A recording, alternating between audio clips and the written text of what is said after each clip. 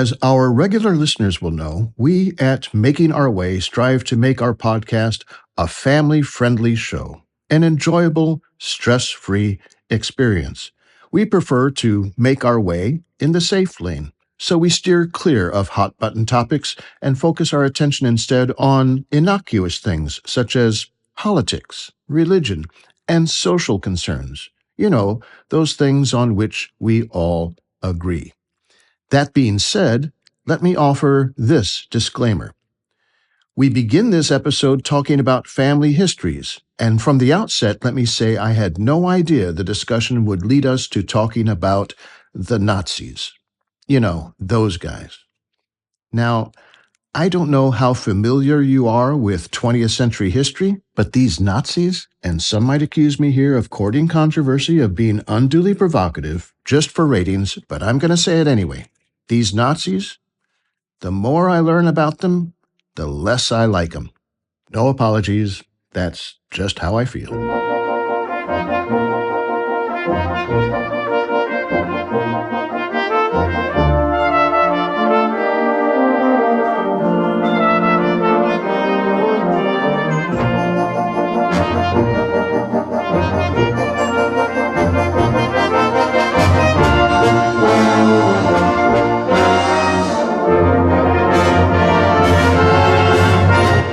So, Dee, what are you making now? I'm working on a Christmas stocking for Benji.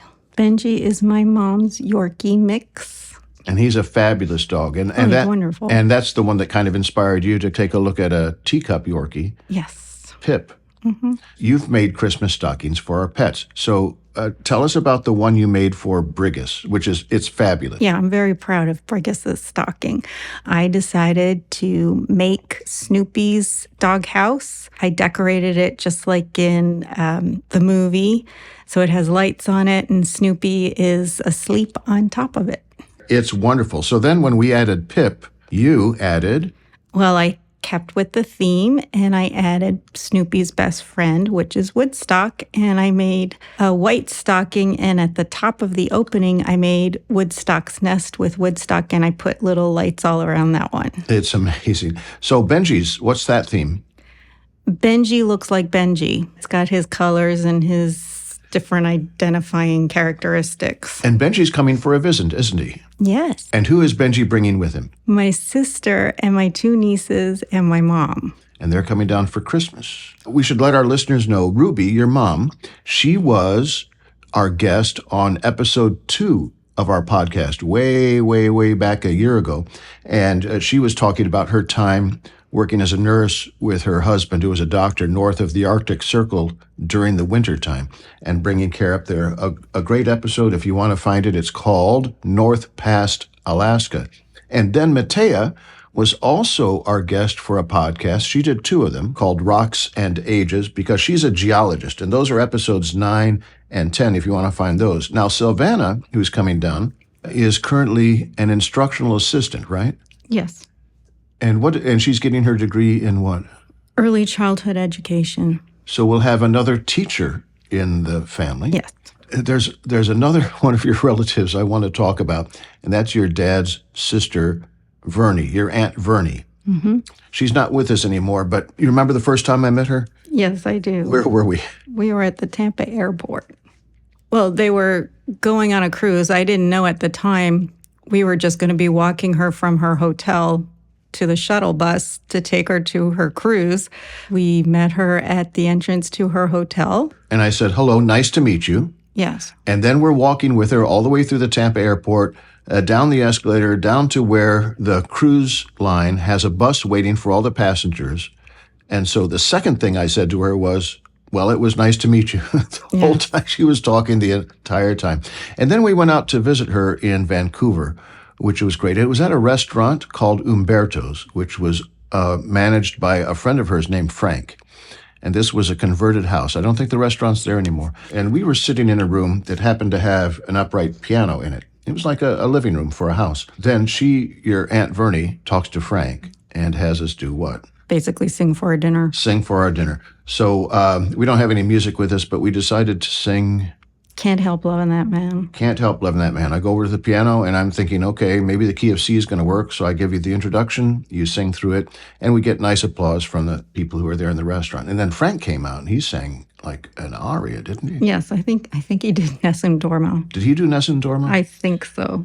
Okay, so that's your Aunt Verne. But when you're growing up, I mean, she had been married a few times, but growing up, you remember one of her husbands in particular, your uncle Paul, my Uncle Paul. And what's his story? My Uncle Paul was German. He always had a very strong accent, but he moved to Canada. I don't know when he emigrated to Canada. He was my uncle from the time I was born until I was in university. He was a musician, and that's pretty much what I knew is my Uncle Paul played the violin, and they would visit from time to time. And then on one of the visits, my brother and my dad got a lot of information from my uncle about his past. And it was at that time that we learned my uncle had met some famous people in history. Well, he lived in Berlin. He was born in 1925, and during that period, until 1933, he was a neighbor to Einstein. Albert Einstein. That's right. And this is after Einstein had done his very famous work in Switzerland. And then he went back to take a position in Berlin. And he was there until 1933. He was on a visit to the United States when Hitler had come to power. And so he decided to stay in the United States. So your uncle would have known him when your uncle was up to about 7 or 8 years old. That would have been it. Yeah, he was a neighbor. That's all I know about that. Any chance your uncle invented the phrase, "Way to go, Einstein"? No, I don't Like he would so. come, Einstein would step out, slip on some ice. "Way to go, Einstein." Oh, that's something you would do. That's something I would do. That's something I would imagine. So I tried to find out some things about him, and his name is Paul Hopfner. That's Hoepphner. And I found in British Columbia, there's an artist there. She plays guitar, but she also does wood burning ornate wood burning. And she'll do it with a guitar. She'll burn in some sort of an image into the body of the guitar. Her name is Eileen Harder. On her YouTube page, she mentions that she had learned music from a German violinist named Paul Hopfner. And she said he spoke with a thick German accent, and she was afraid of him because she thought he was a Nazi. And so I found her on Facebook, and she hasn't posted in a couple of years, but I put a question on her and saying, could you tell me more about this music teacher, Paul Hopfner, because it could be someone we're related to. And I haven't heard back from her since then. But I know that he also played some kind of American songbook things. Yeah, I was only familiar with him playing old American songbook popular tunes. I was so young, so I didn't really, and they lived on the other side of the country. I didn't really get a whole lot of exposure. But the stories you've told, he's playing in like jazz clubs and places that are frequented by Igor Stravinsky. Yeah, so he would have met when Stravinsky. He was in Germany, he used to play jazz. He loved jazz. I remember him talking about jazz. And yeah, Stravinsky would come into the clubs where he would be playing. And so coming from Germany, this person again who posted on YouTube mentioned that her teacher had been first violin with the Berlin Philharmonic. And so maybe he had this classical thing. When I talked to your brother, Daryl, he was talking about him as a classical musician. Yeah, I remember when my aunt gave me a CD or something of my uncle playing, and I remember thinking, because I had always had this idea he was a classical violinist, but everything was like American songbook. So, I mean, I would guess he probably did a variety of stuff. And so when you knew him, German accent? Oh my goodness, yes. Do you know his relationship with the Nazi Party? One of the things my brother and my father found out during this discussion was that my uncle had to give a command performance for Hitler. Okay. He was a part of the military. I guess he was a musician in the military. He was the age where he was conscripted into the military. And he did tell my father and my brother, he said, at the time, he said, had he known what Hitler was doing, he would have acted. He would have done something to stop him in some way. But as a lot of people at that time, we didn't know the atrocities, everything that had been going on. So he wasn't aware of that, not really a Nazi Party member. In fact, the Nazis took their house, didn't they? Yes. Years later, my uncle was contacted by the government of Germany saying that he's owed money, or there's this home that belongs to him that was taken from him. My uncle refused to go back to Germany. So my aunt went over and there was some kind of compensation returned. Some reparations? Yeah. Yeah, it was used. Apparently, the house was used as a military office or something. I don't know. Let's move now from your Uncle Paul to Uncle Milty. That's a reference most people won't get. Early days of television, Milton Berle. So we're going to talk about Hurricane Milton, because last episode I left our listeners with the idea that Milton was about to strike, which it was. So now let's do kind of an update on how we did with the storm. How did we do with the storm? We did very well. We were one of the few places that had electricity. We never lost electricity. The lights blinked a couple of times during the hurricane, but they stayed on. We had a couple of tripping places in our dining room and in our bedroom. But other than that, and it was just some debris on our lawn from some trees, but we did well. Yeah, well, we get this when rain is coming at us horizontally. It just gets underneath the shingles. However, the cage, the pool cage, the screening for our pool cage ended up in Jason and Sarah's backyard. Now, I do want to thank the neighbors that helped us out. Jason, who lives next door, Daryl, who lives next door the other way, Greg, who lives across the street, Javier, that lives a couple houses on the other side of Jason. We've got Scott, that lives straight across the street here. I mean, Scott had an impact driver, which we needed to put the plywood into the masonry. And so I went over and asked if I could borrow it. Next thing I know, he's brought it with him. He's up on our roof putting some of these boards in. Yeah. It's just the way this neighborhood was when things were coming through. We didn't lose power. I did have a generator that I had bought a year or two ago in waiting for a storm, but we really haven't lost power since, I think, 2004. Yeah, when we had those four. When four hurricanes came through. We started with Charlie. But I did get the generator started. It turned out we didn't need it. And then we tried to get it to one of your former students. The wedding that you went to in the summer up in New Hampshire with Cheyenne, she and her husband, her new husband, were staying with her mom, right? Yes. Who would never lose power, but she lost power. Yeah, they were closer to the coast. Their street was completely flooded. The water didn't make it into their house, but Cheyenne took video and she was past her knees in water standing out in her street. They lost electricity. They had it gone for, I think, 4 days or something. So we were trying to figure out a way to get our generator to them, but the National Guard had come by and said, you can't leave. Nobody can come in, and they just wanted to make sure they had what they needed. So, yeah, it was pretty bad. Your school is still out today. Tomorrow, teachers go back, staff goes back, prepares the school for the students to arrive on Wednesday. So that was our experience with Hurricane Milton. It was the worst storm I've ever been through. Our neighbor, we're in a rather conservative area. So our neighbor, down the street is Angelo, great guy, and he's known to be the neighborhood liberal.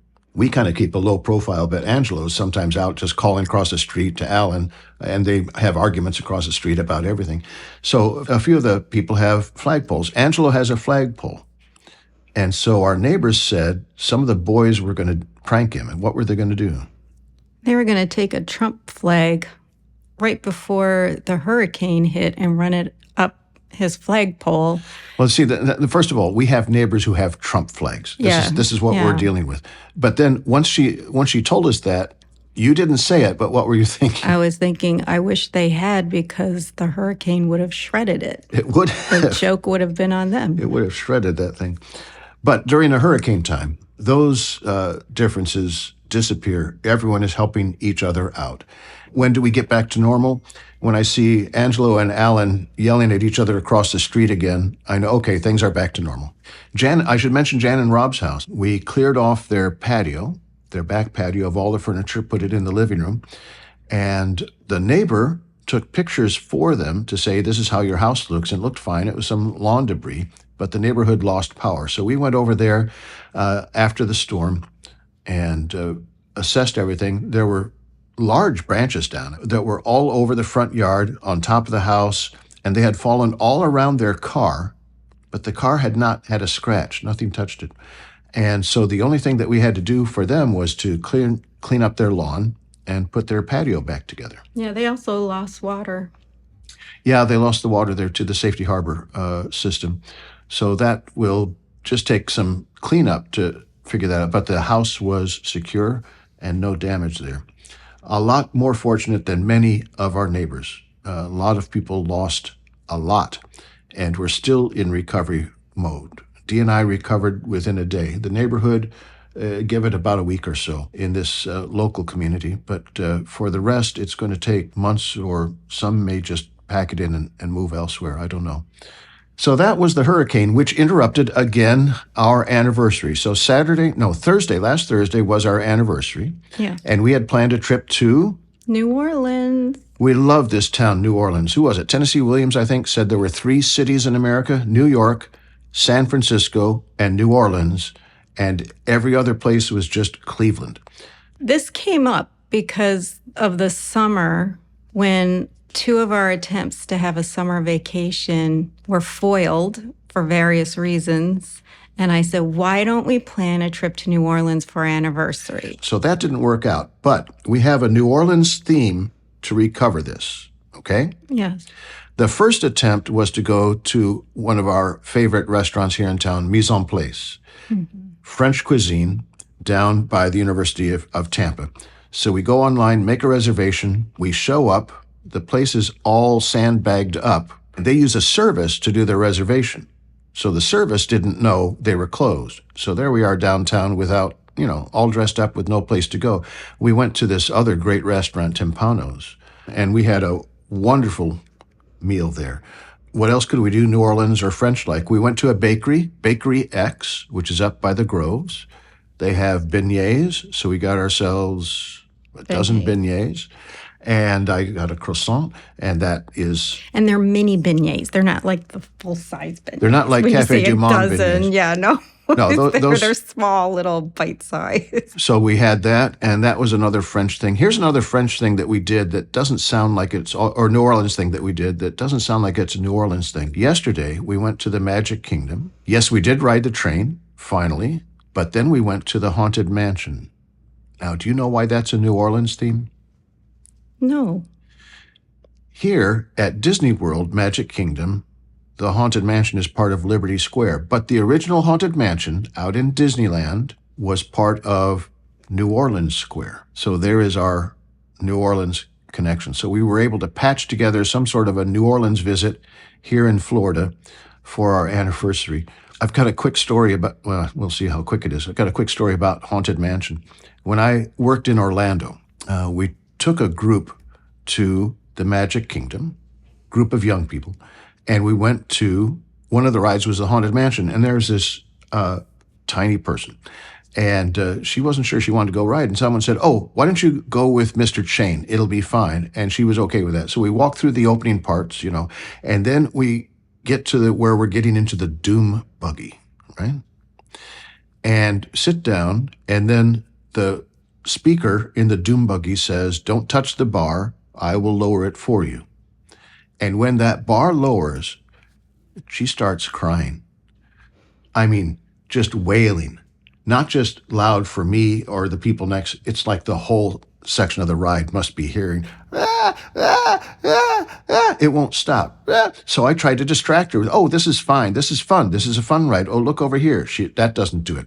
I tried to ask her other things. Oh, is your brother and sister with you? She won't say a thing to me. She's just crying. Then I try to ask her things like, does she have any pets? What does she want for Christmas? Anything to get her to stop crying. She would keep crying. And then, as sometimes happens, the ride stops. Good. This is going to last even longer. She cries through the stop. She cries through the entire ride. And then finally, as we get to the end of the ride and the bar comes back up, she stops crying. So we get out, and all of the group that was with us, have to rush up to her, are you okay? Are you okay? And she's wiping her eyes and stuff like that. And then she says, and I'm not making this up, Then she says, "Can we go again?"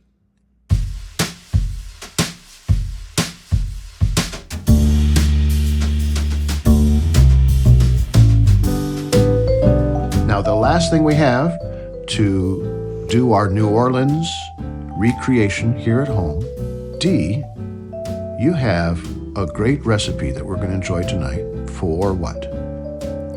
Gumbo. What kind of gumbo? A vegetarian chicken gumbo. Okay, so now, I remember Wynton Marsalis, the musician, once saying, he's from New Orleans.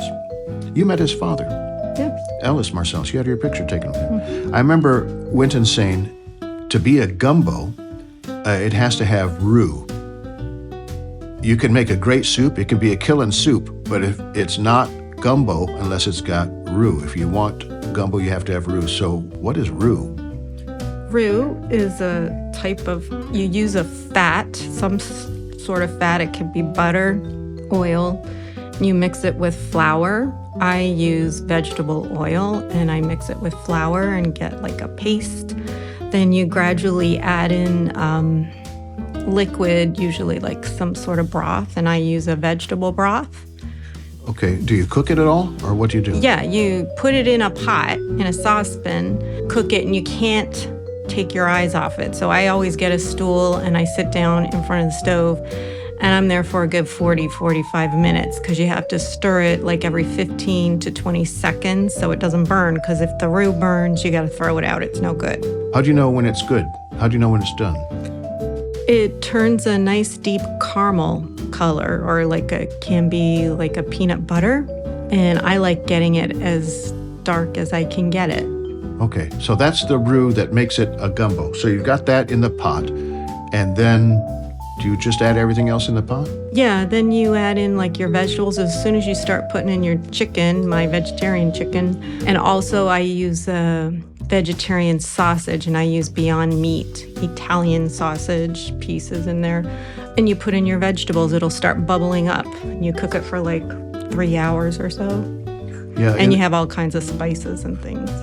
This I know about Cajun Creole cuisine. They have something called the Holy Trinity, Yes. which is onions, bell peppers, and celery. Does that go in your gumbo? Yes. Good for you. And you add some other things in. Yeah, well, this recipe, it's based on Mrs. Mooney's secret gumbo. I use 3 different kinds of peppers and some type of tomato, and just let it simmer for like about 3 hours or so. And you make it with rice? Yeah, I use a plain white rice Plain to white cut rice. into the spiciness. Cut into that, and then that will freeze. And when you reheat it, it just blends together so well. It's such a great flavor. So that is our gumbo. So we've had our beignets, we've had a croissant, we've been on the Haunted Mansion ride. So that was kind of our New Orleans. That's okay. We'll get back there again someday. When you find the transcript for this show, you go onto chainmusic.com/podcast. You can find transcripts. And in those transcripts, I'm going to put in the recipe for Auntie Dee's Vegetarian gumbo with vegetarian chicken and vegetable broth. I have to give credit to Half Baked Harvest that posted Mrs. Mooney's secret gumbo, and I just do my own twist on it. So there we are, and we will be back next week with another episode while Jan and Rob come back in town, and we're going to post a little bit more. We have more to say about public education. We're going to be talking politics. We have an election coming up, and we want to bring out the facts as we know them and what influences our thinking in such things, because we have everything from the presidential ticket to the local mosquito controller. So, and a lot of initiatives on the ballot here in Florida.